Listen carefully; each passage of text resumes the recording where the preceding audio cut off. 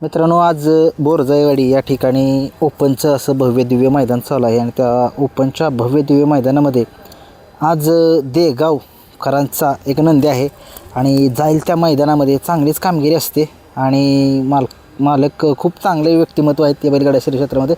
आपण जाणून घेऊया हा नक्की नंदी कुणाचा आहे, कसा पळायचा. नमस्कार शेठ. नमस्कार. नाव सांगा तुमचं. निलेश बोलतोय देगाव. थोडंसं परिचय द्या, आपल्या नंदीविषयी परिचय द्या. कसा पळतो म्हणजे कुठला आहे नक्की हा, देगावमध्ये कुठं काय? देगावमध्ये आपलं भुईंज देगाव. बरं, भुईंज देगावचा राऊंडर आहे. भुईंज देगावकरांचा राऊंडर कुठून घेतलेला हा? हा देवापूरवरून घेतलेला आहे. कधी घेतलेला काय? मग आता वर्ष होईल. वर्ष एक वर्ष होईल. काय कसा पळ आहे तो? पळ चांगला. पळाविषयी सांगू, थोडीशी माहिती द्या, लोकांना माहित नाही. ना पळ चांगला. नंदी अंधारामध्ये. हो, अंधारातच आहे.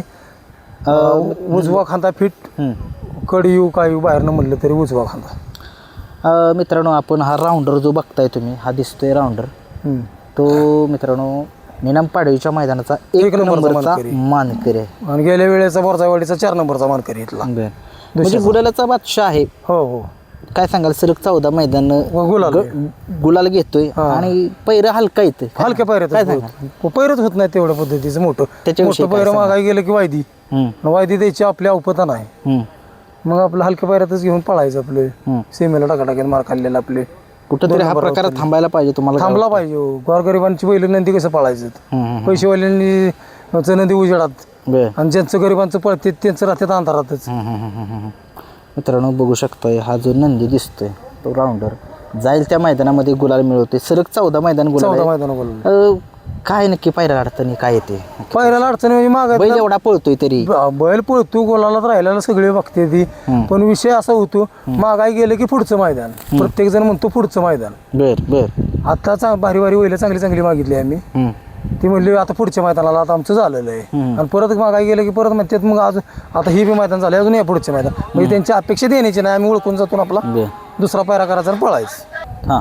आमची घरची गाडी बबन दादाचा रावण आणि राऊंडरची गाडी पळती. घरची गाडी आमची ती.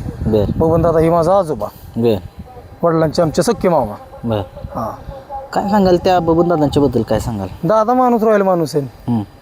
त्यांच्यामुळे तर नाद घ्यावा लागला आहे आम्हाला. या क्षेत्रात तुम्ही किती वर्ष झालं काय? आता बरीच वर्ष झाली.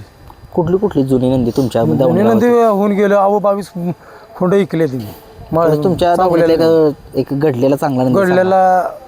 ह्याच्या आधीवरची बिंगी एक. आणि त्याच्या आधीवर एक बैल घेतलेला किसना म्हणून. त्यांची थोडीशी कामगिरी सांगा लोकांना. किसना दोन्ही साईड कड. दोन्ही साईड कड. त्यानं बिनजोड तर कधी हारलाच नाही. 350 बिनजोडचा मानकरी होता मुंबईला. तो बैल आपण घेतला होता कुसमळचा शिवाडावर कडून. बैल अत्यंत मार्का. तो होता रामसवाडीत सांभाळायला गणेश बुधावल्याकडे. ते बैलच मारायला लागला. मग काय करणार असतो, आपलं विकून टाकला. मी एकटा.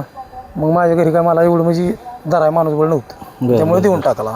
आजचं नियोजन कसं काय झालं होतं? नियोजन ही सोन्या ड्रायव्हर चिंचवलीचं त्यांनी केलं. पायरा कोण होता राऊंडरचा? केशरी सापचा.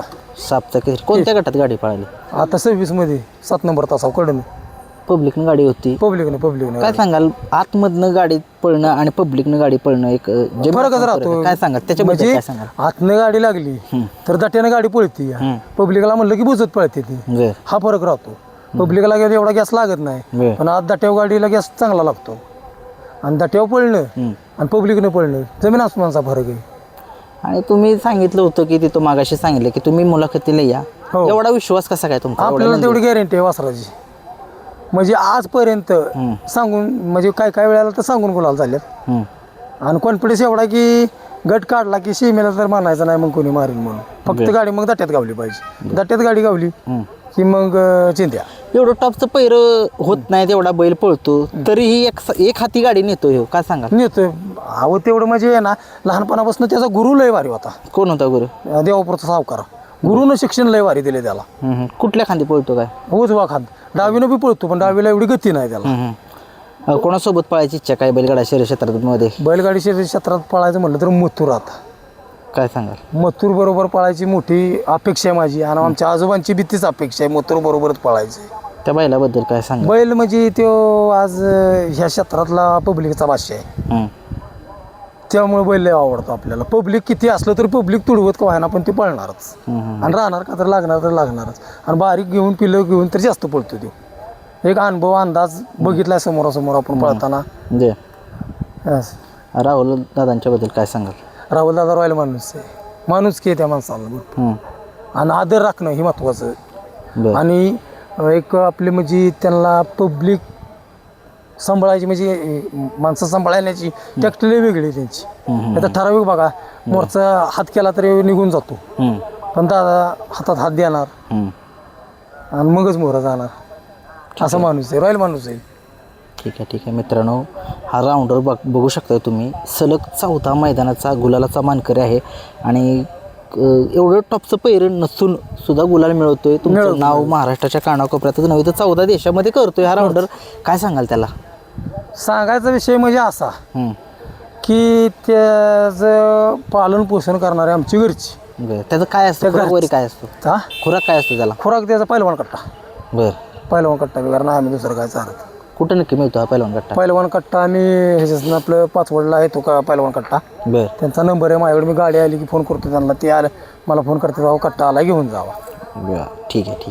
पहिलवान कट्टे वगैरे आम्ही दुसरं काय चालतच नाही. ठीक आहे. खूप साऱ्या शुभेच्छा. आपला नंदी कायम गुलालामध्ये राहू. धन्यवाद.